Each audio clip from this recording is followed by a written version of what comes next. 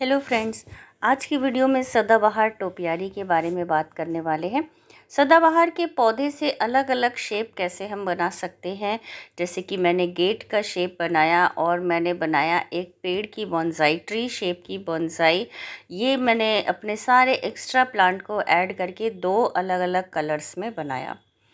मेरी जो है मॉस रोज़ की टोपियारी की जो वीडियो थी आप लोगों ने बहुत पसंद की, उसके लिए दिल से थैंक्स।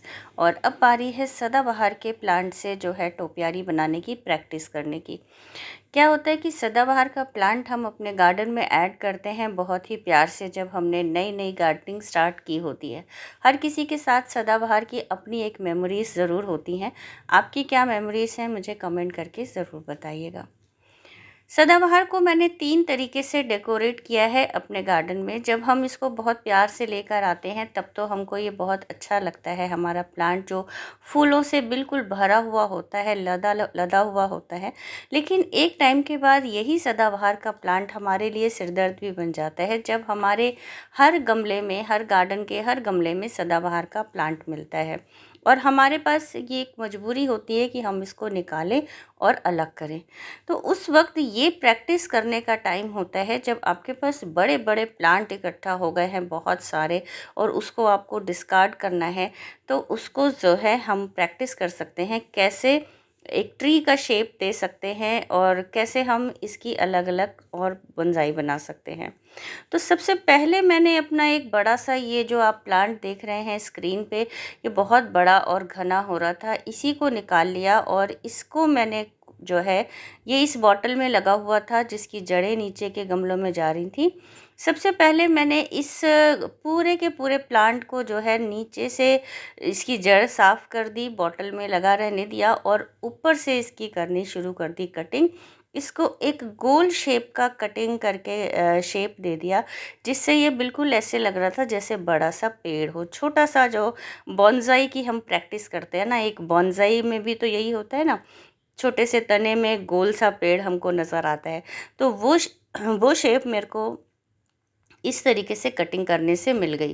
क्योंकि ये बहुत बड़ा प्लांट था, इसकी तना बहुत मोटा था और ऊपर से बहुत सारी इसकी ब्रांचेस थी। तो फ़िलहाल मैंने इसमें ज़्यादा कुछ मेहनत नहीं करी, सिर्फ बॉन्साई बनाने के लिए इसकी ऊपर से छटाई कर दी और इसको एक गोल शेप दे दिया, जिससे इसका एक बॉन्साई का जो है शक्ल निकल कर आई। और थोड़े ही दिनों में इसमें फूल भी खिलने लगे, जो कि बहुत ही खूबसूरत लग रहे थे। और ये देखो, ये 1 हफ्ते बाद ही इसमें जो फूल खिलने शुरू हो गए, क्योंकि मैंने इसमें कटिंग कर दी थी, थोड़ा-सा इसमें खाद डाल दिया था।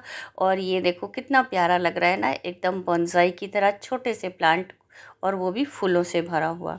तो चलिए अब दूसरा जो मैंने प्रैक्टिस की वो आपको दिखाती हूँ। और जो मेरी दूसरी प्रैक्टिस थी, ये मेरे गेट शेप की प्रैक्टिस थी, जो कि मैंने ये डॉल बनाई थी अपने टर्टल वाइन प्लांट से, लाइव डॉल बनाई थी। इसकी जो फ्रॉक है ये मैंने टर्टल वाइन से बनाई थी। इसी डॉल को मैंने इस गेट में रखा। इसकी ये फ्रॉक कितनी अच्छी, देखो कितना बढ़िया सेट हो गया है। बिल्कुल टर्टल वाइन की जो है वाइन से मैंने ये वेस्ट बॉटल में बनाई। और 2 बॉटल्स के अंदर जो हमारा प्लांट ग्रो करते हैं हम, तो वो बड़े वाले बॉटल्स में मैंने इन प्लांट को सेट करके इस तरीके से गेट का शेप दे दिया। लग रहा है ना ये बहुत सुंदर फूलों का गेट। लो मेंटेनेंस प्लांट होता है ना, इसलिए हमें इसको बहुत ज़्यादा केयर करना नहीं पड़ता और इतना हार्डी होता है कि ये प्लांट किसी भी तरीके के एक्सपेरिमेंट करने से ख़राब नहीं होता। और मेरी इस डॉल का फ्रिल, जो मैंने आपको डॉल बना के दिखाई थी टर्टल वाइन से, ये भी जो है बहुत सुंदर जो है हेल्दी तरीके से ग्रो हो गई है। अगर आप इसकी डिटेल वीडियो देखना चाहेंगे, मैंने शॉर्ट में दिखाई थी, तो मैं इसकी वीडियो भी आपको अपलोड करके ज़रूर दिखाऊंगी। गेट का शेप बनाने के लिए सबसे पहले मैंने अपने गार्डन के जो बड़े बड़े सदाबहार के पौधे थे, जो कि इतने लंबे हो चुके थे कि नीचे की तरफ लटक लटक के नीचे गिर रहे थे, ये जो है मैंने इन प्लांट्स को बाहर निकाल लिया। अपने सारे ही, क्योंकि बारिश का मौसम है, प्लांट जल्दी बाहर आ जाता है, तो इन सारे ही प्लांट्स को मैंने बाहर निकालना शुरू कर दिया। ये जो मेरा सदाबहार का प्लांट था, ये तुलसी जी के प्लांट के साथ इसमें लगा हुआ था, तो इसको गमले समेत पूरा ही बाहर निकालना पड़ा, तब ये सदाबहार का प्लांट बाहर निकला। और मैंने इसको गमले को बाहर निकाला है, दोनों पौधों को अलग कर दिया, तुलसी जी को उनके गमले में वापस कर दिया, और ये जो सदाबहार का बहुत बड़ा प्लांट था, इसको बाहर निकाल दिया और एक बॉटल में इसको जो है लगा दिया। ये जो हमारी बड़ी सी बॉटल होती है ना, कोल्ड ड्रिंक की 2 लीटर की बॉटल, इसमें ये बड़ा सा प्लांट बहुत ही आसानी से सेट हो गया। और फिर इस बॉटल को डेकोरेट करने के लिए मैंने अपने पुरानी लेगिंग्स का यूज़ किया। लेगिंग का टुकड़ा काट करके इसमें अपनी इस बॉटल को सेट कर दिया। हमने पेप्सी की 2 बॉटल्स के अंदर बड़े बड़े 2 अपने प्लांट लगा लिए सदाबहार के, और फिर उसको जो है लेगिंग्स के एक टुकड़े से अंदर रैप करके डेकोरेट भी कर लिया। अब बारी आती थी उन बॉटल्स को ऐसी 2 जगह पे सेट करने की जहाँ से हम अपने गेट को जो है बना सकें। तो मैंने अपने 2 गमलों के कॉर्नर्स की जगह पे जो है थोड़ी सी जो है करी खुदाई, मिट्टी को थोड़ा सा गहरा तक खोदने के बाद, और उसमें मैंने अपनी बॉटल को इंसर्ट कर दिया। बॉटल इंसर्ट कर दिया और यही प्रोसेस दूसरी साइड में भी किया, दोनों तरफ हमने अपनी बॉटल लगा दी। अब बारी आती है हमारे मेन टारगेट की, क्योंकि हमने अपना प्लांट तो लगा दिया और अपनी बॉटल्स को भी सेट कर दिया।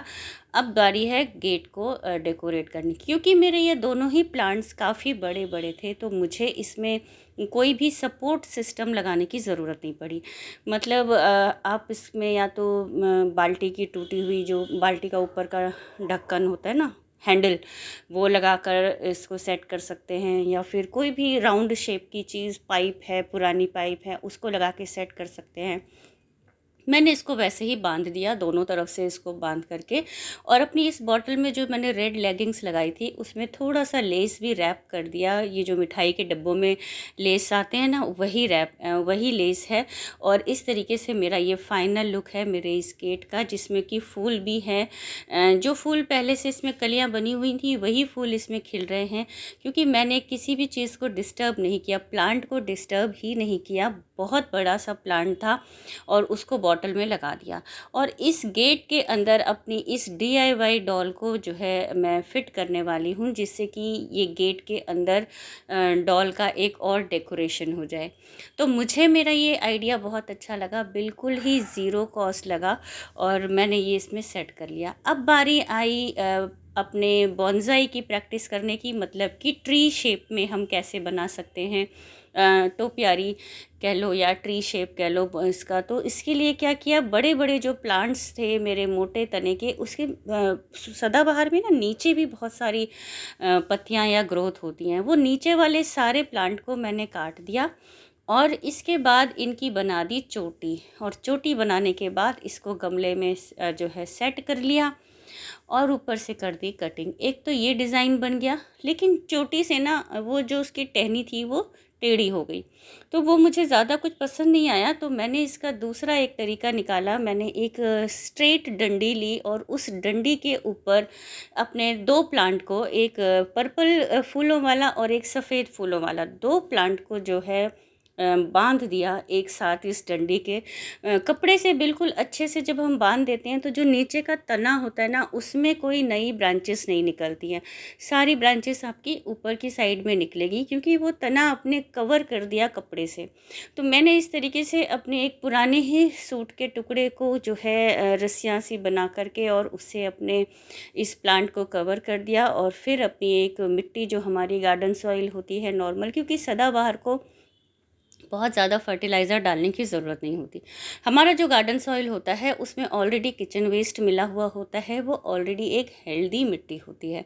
तो इस तरीके से मैंने उसको लगाने के बाद अपना ये ट्री शेप का जो है टोपियारी कंप्लीट कर ली, और थोड़े ही दिनों में इसमें जब फूल खिलने लगे तो ये बहुत ही खूबसूरत एक ट्री शेप का टोपियारी लगने लगा। और ये जो मेरे बोनसाई ट्री शेप का जो प्लांट है, इसका फाइनल लुक, क्योंकि मैंने नीचे इसको कस के रस्सियों से बांधा हुआ है, तो इसलिए नीचे कोई इसमें ग्रोथ नहीं होगी। और जो ऊपर की ग्रोथ है इसकी हम अच्छे से गोल शेप में कटिंग कर देते हैं तो थोड़े ही दिनों में इसमें फूल खिलने लगते हैं।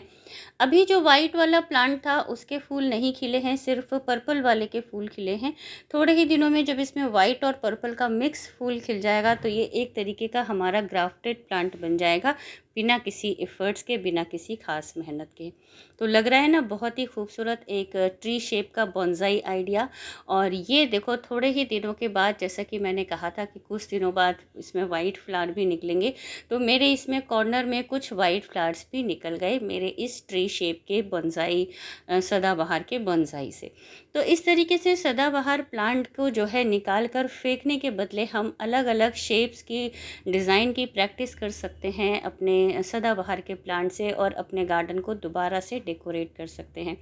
आपको मेरा ये आइडिया पसंद आया हो तो मेरे चैनल को सब्सक्राइब कर लें, वीडियो को लाइक करें, शेयर करें, और अगर आप कर चुके हैं तो दिल से थैंक्स। जीरो बजट गार्डनिंग के साथ मिलते हैं मेरी अगली वीडियो में। बाय।